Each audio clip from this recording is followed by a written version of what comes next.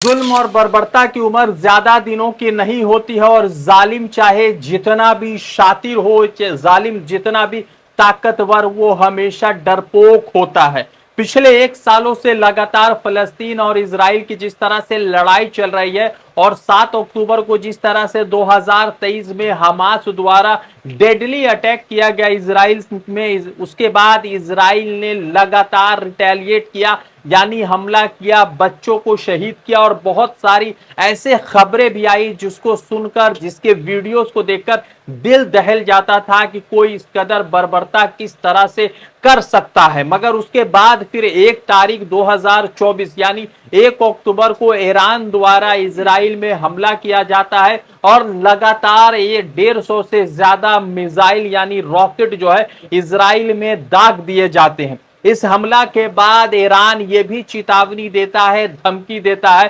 कि अगर रिटेलिएट किया गया तो फिर इसका अंजाम और ज्यादा खतरनाक और भयानक हो सकता है। और उसके 26 दिन बाद यानी 26 दिन बाद 26 अक्टूबर को फिर ईरान के ऊपर इजराइल का मिसाइल अटैक सामने आता है, जिसमें 4 लोगों के शहीद होने की खबर सामने आती है। अब आपको बता दें कि इस पूरे मामलात में एक बड़ा अपडेट सामने आया है। कहा जाता है कि जैसी करनी वैसी भरनी। जिस तरह से इजराइल में नेतन्याहू जो प्राइम मिनिस्टर है, उनके खिलाफ लगातार विरोध प्रदर्शन चल रहा था, तो उसी बीच 2 बड़ी घटनाएं सामने आई है। पहली घटना यह है कि जेरूशलम के अंदर नेतन्याहू एक प्रोग्राम को, एक सभा को संबोधित कर रहे थे और जैसे उस सभा को संबोधित कर रहे थे तो उसी बीच जो है एक युवा खड़ा होता है और वो कहता है कि नेतन्याहू, यू हैव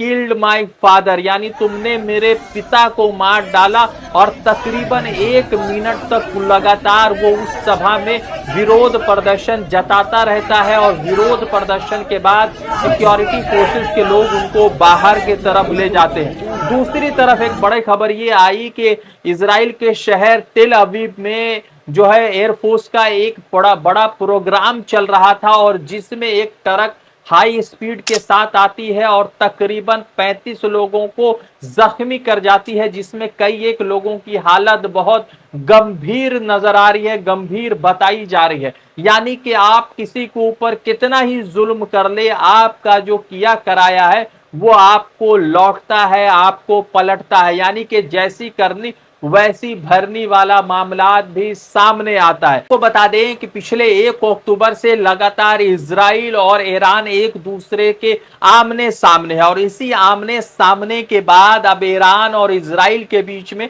अमेरिका भी कूद गया है और अमेरिका ने कहा है कि अब ईरान को इजराइल के ऊपर हमला नहीं करना चाहिए, क्योंकि अमेरिकन फोर्सेस के डिफेंस सेक्रेटरी की तरफ से एक बयान सामने आया जिसमें कहा जा रहा है कि जिस तरह से इजराइल के ऊपर ईरान ने हमला किया, तो अब ईरान के ऊपर इजराइल ने हमला करके इस वॉर ऑफ एक्सचेंज को खत्म कर दिया है। तो अब इस पर और ज्यादा हमला नहीं होना चाहिए और हमला नहीं करना चाहिए। आपको बता दें दोस्तों कि जिस तरह से लेबनान के अंदर इजरायली फोर्सेस ढुकी हुई है, लगातार वहां पर जो है लोगों को साथ बर्बरता हो रही है, जगह को खाली किया जा रहा है, लगातार वैकेट किया जा रहा है। उसमें एक बड़ा अपडेट ये सामने आया है कि सौदर्न लिबनान के अंदर यानी दक्षिणी लिबनान के अंदर 4 इजरायली फोर्सेस की मौत हुई है और जिसको लेकर ईरान ने जश्न भी मनाया है। अब आपको समझाते हैं एक बड़ा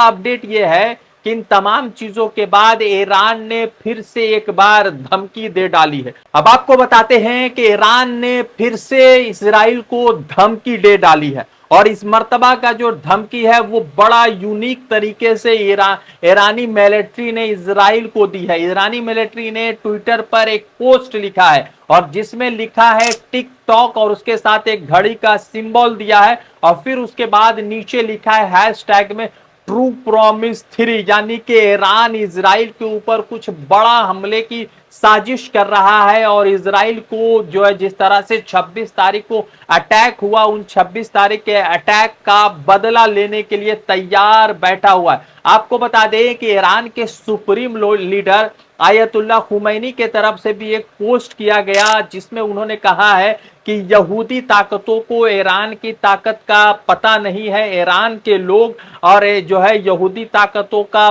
पुरजोर मजम्मत करते हैं और उनके खिलाफ जो है खड़े भी होंगे। और ये भी कहा है कि ईरान की ताकत का जो है यहूदियों को पता नहीं है, जियोनिस्ट को पता नहीं है। ये आयतुल्लाह खुमैनी ने अपने सोशल मीडिया पोस्ट पर लिखा है। मगर अफसोस की बात है कि जिस तरह से भारत की गोदी मीडिया पता नहीं किस एजेंडे पर काम कर रही है, किसके लिए काम कर रही है, ये बड़ा सोचने की बात है। और वो लोग, इस भारत के वो भक्त जो लगातार इजराइल के हमले की जो ईरान पर हुआ है या इजराइल का हमला जो पैलेस्टाइन पर होता है उस पर अगर जश्न मना रहे हैं, तो आपको बता दें कि इन यहूदियों के नजर में हिंदू धर्म जो है एक गलत धर्म है और इन धर्म के खिलाफ लगातार उनके कई सारे बयान भी सामने आते हैं। मगर उसके बावजूद बिना सोचे समझे कुछ भक्त निकलते हैं और वो इजराइल का सपोर्ट करते हैं, समर्थन करते हैं। मगर सबसे महत्वपूर्ण चीज ये है कि वो इजराइल जो पूरी दुनिया में अपने डिफेंस के लिए जाना जाता है, उसकी के ऊपर ईरान का इतना बड़ा हमला और उसके साथ ही साथ नेतन्याहू का जेरूसलम में बाइकॉट, फिर उसके बाद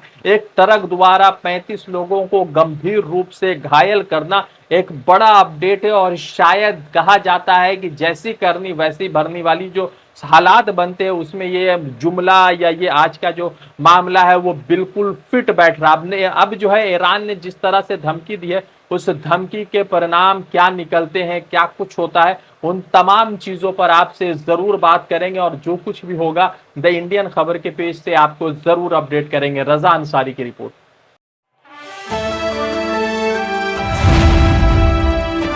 द इंडियन खबर, सच आपके सामने।